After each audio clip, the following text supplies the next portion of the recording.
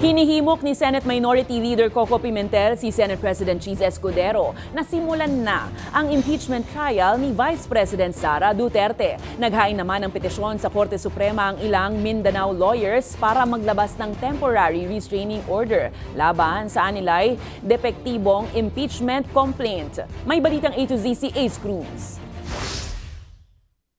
Hinimok ni Senate Minority Leader Coco Pimentel si Senate President Francis Escudero na aksyonan na ang Articles of Impeachment laban kay Vice President Sara Duterte. Sa isang liham, iginiti Pimentel kay Escudero na kasaad sa saligang batas na oras na ihain ng House of Representatives ang impeachment resolution, nararapat na umusad agad ang impeachment trial. Bagay na sinugundahan ni Senador Rizon Teveros.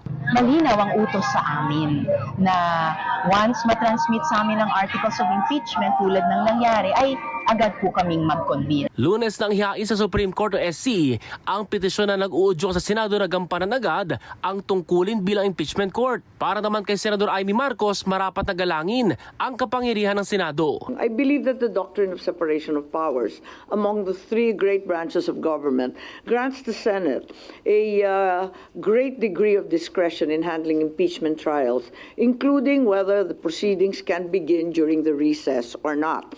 Noon na lang sinabi ni Escudero na gugulong lamang impeachment sa pagbabalik sesyon ng Senado sa Hunyo o kaya sa Hulyo pagtapos ng State of the Nation address. Gayunman, tiniyak ni Senador Marcos na kahit malapit siya sa Vice-Presidente, hindi ito magiging sagabal sa kanyang papel bilang hukom sa impeachment court.